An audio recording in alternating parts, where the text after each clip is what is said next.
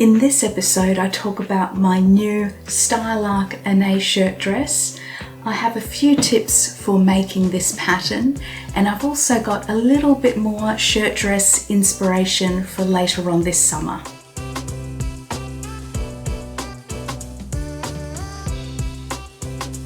Hello, I'm Gabrielle and welcome back to Cloth Edit. Thank you so much for stopping by, and thank you to all those people who have subscribed to the channel. I'm really thrilled.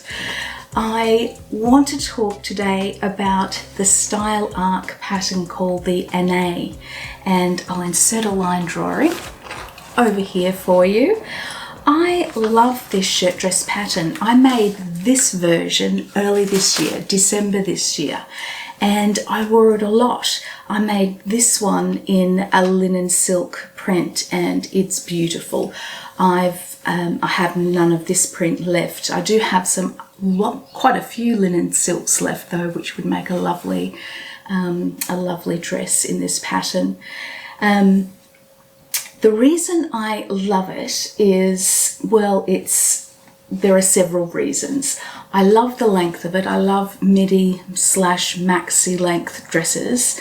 And I liked the fact that it's not terribly oversized around the shoulders, upper chest and bust, but it comes out into a beautiful sort of, A-line style. There's a little bit of movement in the skirt. So I love the length of it. I also love the shape of the hemline. It's beautiful, beautifully curved with splits up the side. I love the collar. It hasn't got a collar stand. It's just a collar onto the neckline. And it looks really nice buttoned up, but I do like the way it falls just with one button undone. It's a raglan sleeve pattern, and it's a two-piece sleeve, which I really like, and I'll talk a little bit more about that later on. And I like the fact that it's a cuff, but it's just a simple sewn-on cuff. There are no buttons and so forth, and it also enables you to roll it up without seeing any, inseam. So I love that as well. It's a lovely pattern.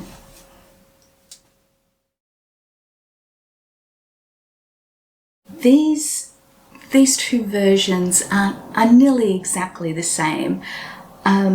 Even though it's quite a long shirt dress, I still added 3 centimeters to the front and back pieces, and I did that for both versions. Even though the picture indicates it's sort of ankle grazing, I didn't find it to be, so I think I needed that extra little bit of length, and I'm not tall by any means.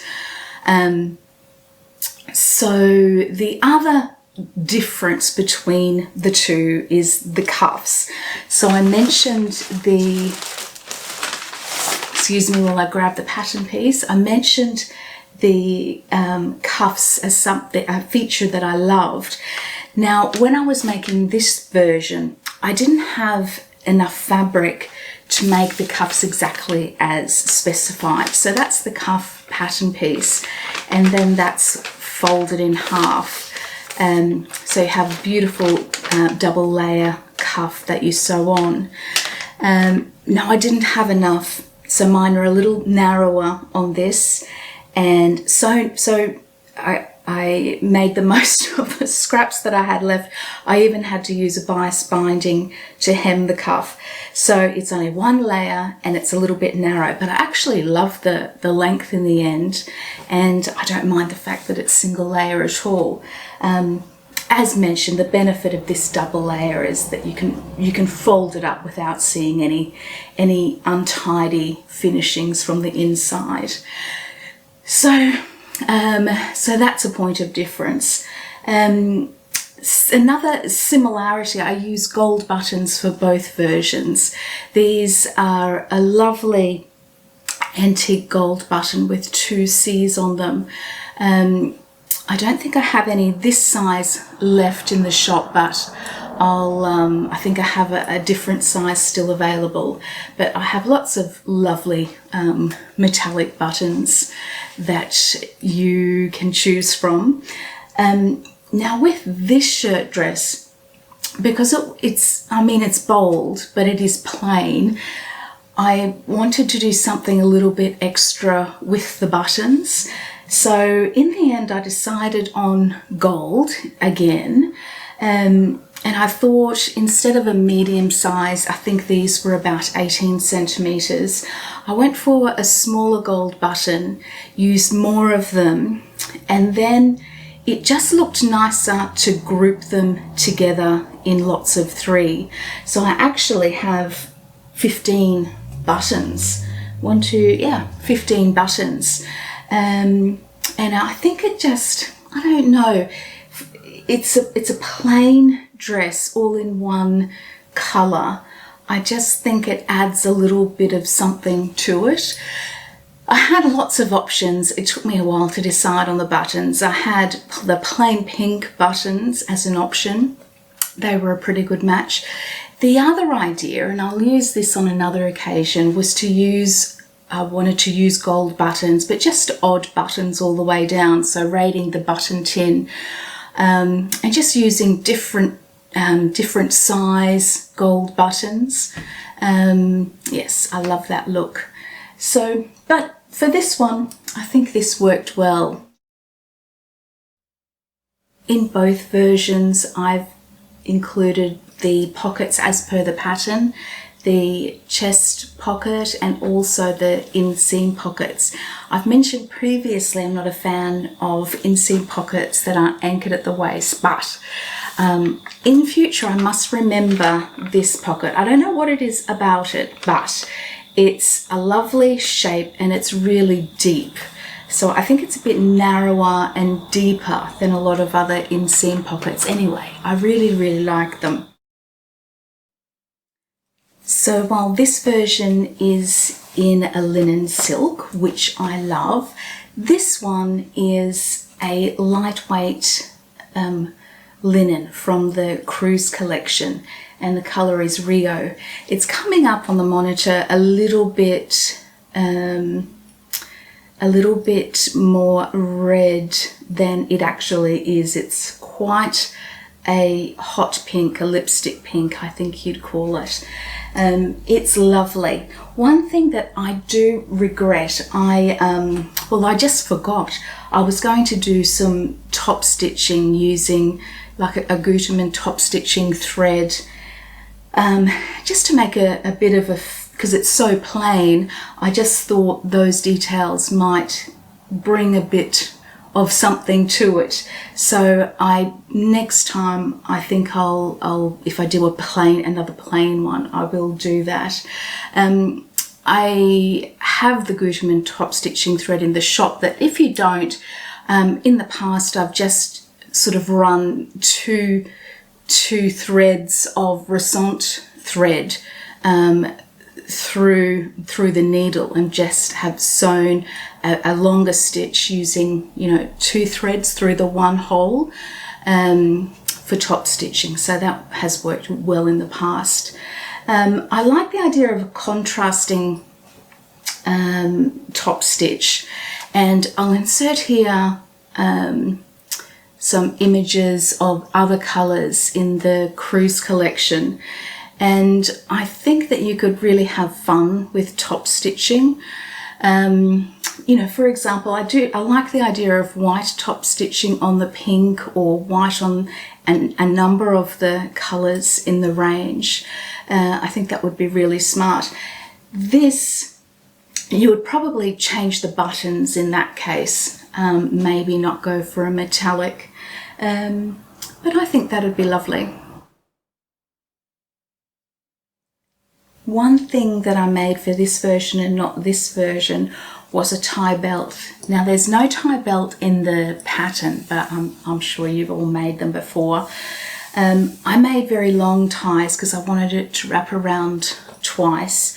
So, at a guess, that's about 1.20 meters or so each tie. And They're about 6 centimeters wide, finished, and they're attached to a rectangular panel. And that panel is 9 centimeters, 3.5 inches by 17 centimeters or 6.5 inches. And that middle panel, I've not padded it, but I've just made it really thick. Like I've put I think it was about 4 layers of just a cotton fabric, plain cotton fabric in there, sandwiched it in the middle just to offer some stability. I did a little bit of embroidery, machine embroidery on there too, because I've not long had my new sewing machine.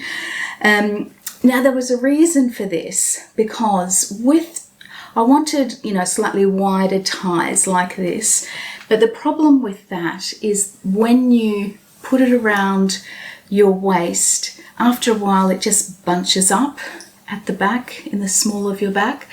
So I thought by having the rectangular piece in the small of your back, that would eliminate that problem. And I wanted to be able to wear it in another way. I wanted to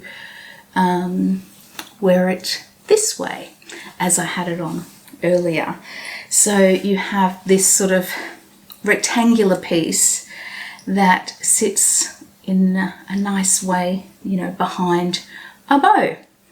So I really like that. I've done this for another shirt dress of mine, actually. It's on the website blog, the Pauline Alice Calvari shirt dress. So I've done this before, and I think I'll do it again for this one. Right, some tips for sewing this shirt dress. As I mentioned, one of the things I love the most is the 2-piece sleeves, and I won't move these too much because the rustling will be annoying. So they're the pattern pieces, and they're sewn together on the outer sleeve, this seam here, and then on the inner sleeve, so the seam underneath there.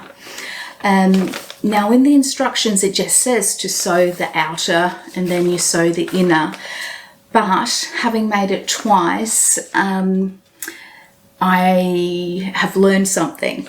And I mean, people who've made 2-piece sleeves in jackets will already know this. So when you're sewing the outer sleeve, after finishing it off, so overlocking in my case, then before I do the undersleeve, I take it to the iron and I press that so it's pressed beautifully. Because what can happen with this sort of sleeve, especially if you sort of have had it on a hanger, is that seam ends up poking out. So you want to have that pressed flat. And so I just use a tailor's ham, and most of you will have one of those, I'm sure. So I put the sleeve that's sewn together, you know, on the ham, and press that outer sleeve seam, so it's beautiful and flat before I do the underseam. The first time I did it, I forgot to do that, so I had to use the long and skinny sleeve press to poke it in to press it. Anyway, either way is perfect, but I just found it much easier to press it while you have that open. The other tip is to do with the hem. It has a lovely curved hem, and sometimes, well, I don't know, it might be just me, I have trouble getting a nice even curve on curved hems. But after you've finished overlocking the edges to finish them, I then run a stitch, you know, from 2.5 to 3 millimeters in length. I run that, you know, around 1 centimeter from the edge, all around the curve. and I leave a long tail, so I can pull that a little bit, and it allows me to flip or turn that over much more evenly. And yes, it just allows me to press it and sew it with a cleaner finish. My last tip for this dress is not so much a tip as just a tool, and I've had these buttonhole cutters in the store for a little while, but it was the first time I'd used it when I was making this. I had lots of buttonholes, and it's always a little bit stressful, I find, using a seam ripper, and I've actually used like a surgical scalpel in the past, but again, that's quite stressful. And I'm really happy with this. It's 12mm, so if you had tiny buttonholes, it wouldn't be any good for you, but for most size buttonholes, it's perfect. It's very sharp. It only comes in this sort of flimsy little plastic sleeve, which is a worry because it's really sharp. I used a mini cutting board. I placed the garment on that and then use this and press down onto the garment and then into the cutting board. And that worked really well. And I was surprised. I, for some reason, thought that I would need much more force, but I didn't. It worked really well. Yes, anyway, the buttonhole cutter. So this shirt dress sparked some creativity and planning for subsequent shirt dresses. And I've been looking through my very big pattern stash and my cloth edit stock, looking for inspiration for another shirt dress, but I always like something with a little bit of difference. So I've got 3 patterns here, and I'm thinking of combining 2, maybe 3 into another shirt dress. So the centerpiece, if you like, or the block will be the Simplicity 8546. And this is a lovely shaped shirt dress, and it's got a set-in sleeve. I wanted the next one to have a set-in sleeve and have, you know, essentially quite a classic look. It's got that A-line style. It's quite full at the hem, although it has a very squared hem, but it's still got those side splits. It's got cuffs, which I wouldn't use. I'd probably swap that out for this sort of design, this sort of cuff. It's got a beautiful back yoke and a pleat into that back yoke. So it's a good starting point. I think I am going to use that. I haven't made this before, so if you have, let me know what you think of it. It looks very elegant. I love it.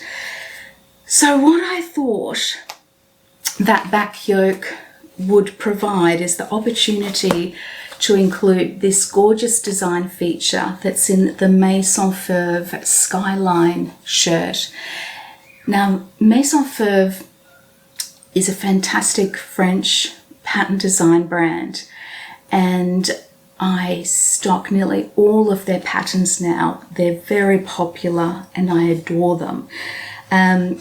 And the Skyline is one of the 4 new patterns.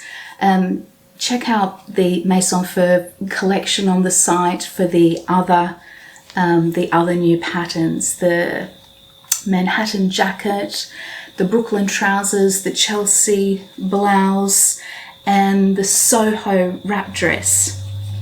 They're really, really beautiful. Now, why I like the Skyline, now it's a shirt, not a shirt dress, but I'm going to take an aspect or 2 from it. I love the peekaboo hole in the back yoke. Now, even if you didn't have this pattern, I think you could just use this for inspo and do your own bit of redrafting of your back yoke to give you that little bit of ventilation and point of interest. So I definitely want to include that. And so I'll redraft this back yoke by incorporating this back yoke. So we'll see how that goes.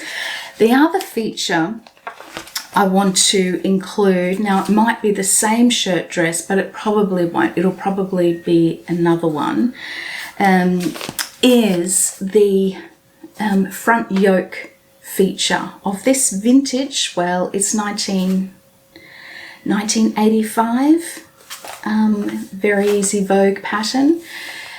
I love this pattern. I bought this from eBay a couple of years ago. I love anything with a yoke, actually, a front yoke like this. Now, this style, I will need to do some redrafting because the front bodice pieces in this pattern are very different. It's drop shoulder, it's a little bit oversized, so I might need to trim that yoke down a little bit. But I think I'm willing to have a go. I think it'll be fine. And I love that cover picture, that white shirt dress and that blue and white striped fabric. I think that's really beautiful. But I think it'll provide lots, if you can imagine the marriage of those two.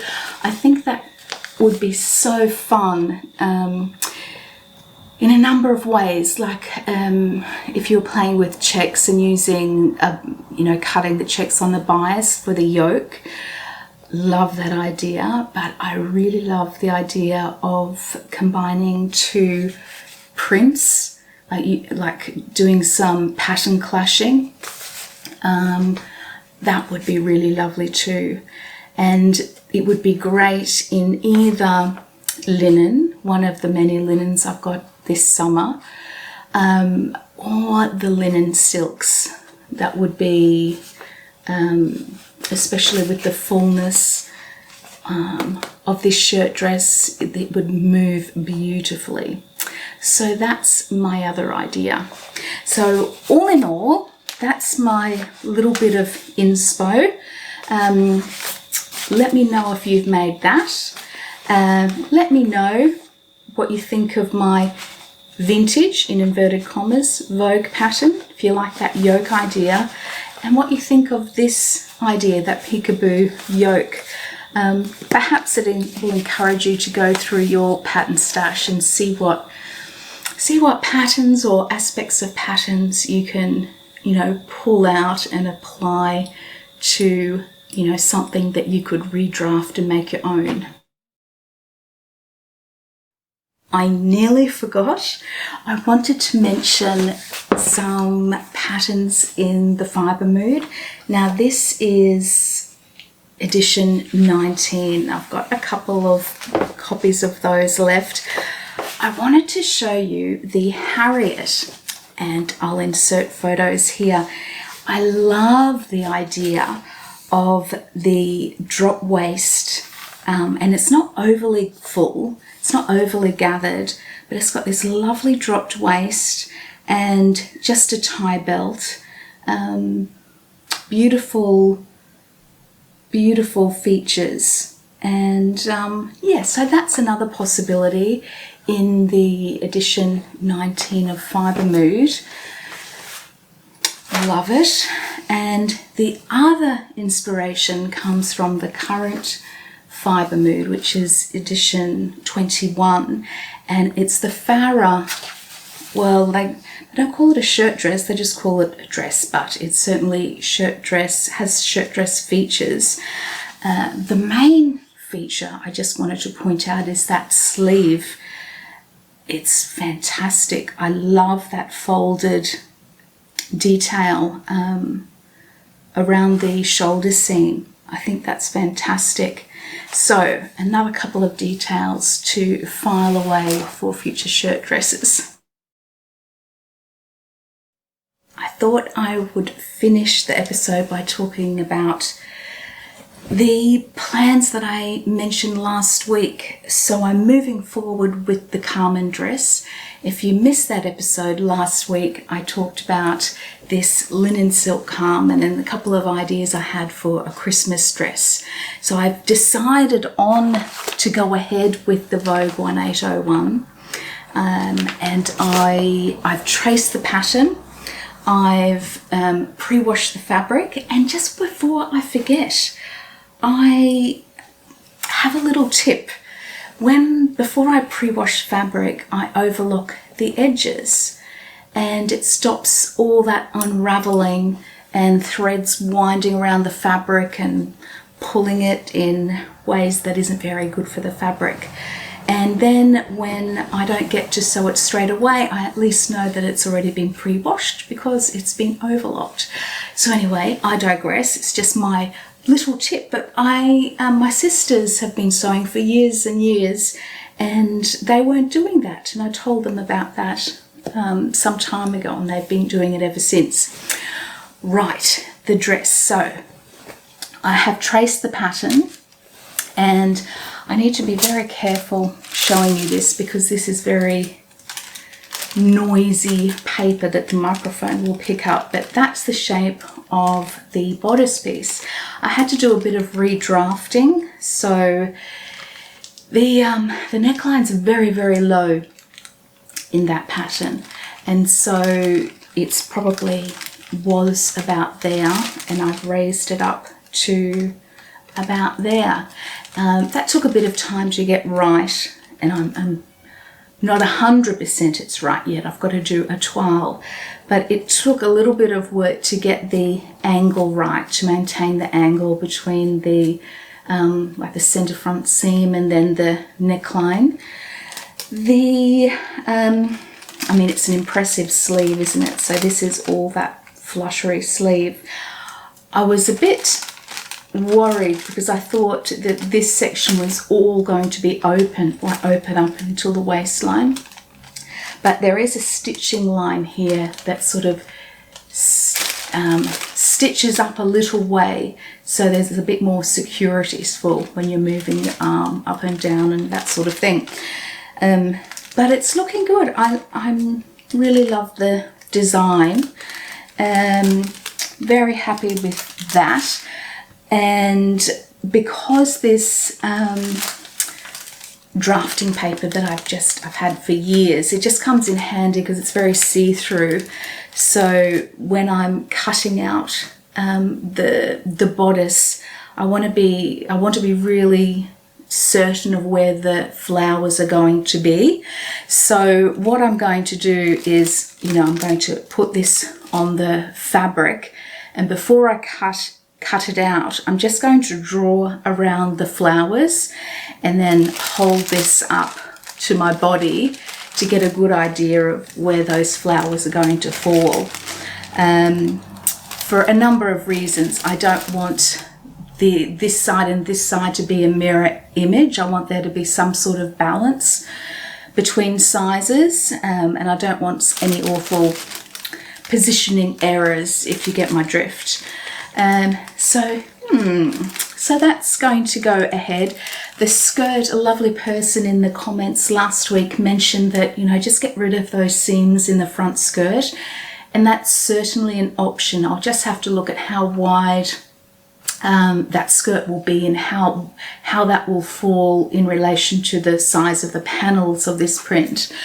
But I didn't realize when I first looked at the pattern that those side seams, not the side seams, those front seams on either side of that front panel are sort of concealed, really, because I think there's a pleat comes over them, and that could work in my favor. In that case, the problem will just be the back seam and what to do with that, but I'm sure I'll figure something out there. So thank you so much for stopping by again. I would be a bit remiss in not mentioning that there are parts of Australia that are experiencing flooding at the moment. So I just wanted to let you know that I am thinking of you and hoping that your homes are safe and you are safe. And also a special hello and well wishes to any viewers that are in Florida and any other nearby states like South Carolina who may have experienced the devastation of Hurricane Ian. So I have been thinking of you too. My father-in-law actually lives in South Carolina with his wife. So I've been keeping tabs of what's been happening. Thank you. Until next week, bye-bye. I will leave you with some images of me in this dress from early this year, I should add, but some very recent images and video of me in my new pink style Anais shirt dress. Bye.